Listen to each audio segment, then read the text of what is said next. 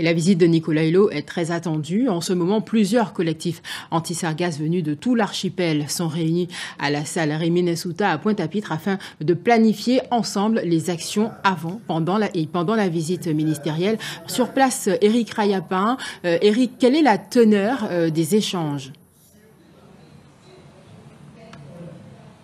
Alors on l'a vu, Laurence, tout à l'heure dans le reportage précédent, cette catastrophe est prise au sérieux, en tout cas par les différents collectifs. Les représentants sont réunis juste derrière moi ici à Rémy Nessouta. Objectif, parler d'une seule voix devant le ministre Hulot qui va arriver, on le rappelle, samedi ici. Objectif aussi, c'est de coordonner les actions entre les différents collectifs pour interpeller l'État sur un renforcement des moyens sur le terrain et la reconnaissance aussi de l'état de catastrophe naturelle. Avec nous, Betty Bessry, bonsoir. Bonsoir. Alors vous coordonnez un petit peu les échanges entre ces différents collectifs. Que demandez-vous exactement ce soir? Alors ce que nous demandons à travers ces échanges-là, c'est que d'abord l'état de la population.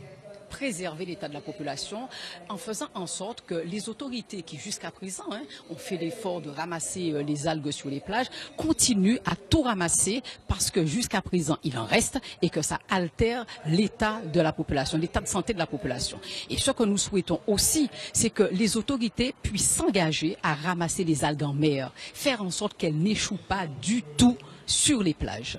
Et deuxièmement, bien entendu, vous l'avez dit tout à l'heure, c'est la reconnaissance, l'indemnisation de toutes les personnes qui ont été victimes de cette invasion de sargasses et de faire en sorte que ça soit reconnu comme une catastrophe naturelle. Et à partir de là, il y aura une relance de l'activité économique de chacune des communes et ainsi qu'une relance de l'activité économique.